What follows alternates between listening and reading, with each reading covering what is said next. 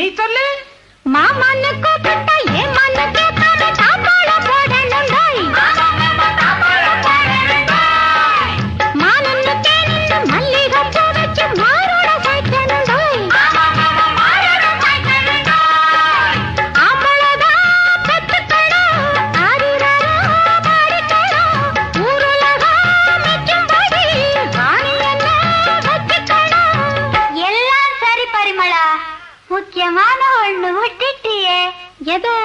ஒரு வெப்பட்டி கிப்பட்டி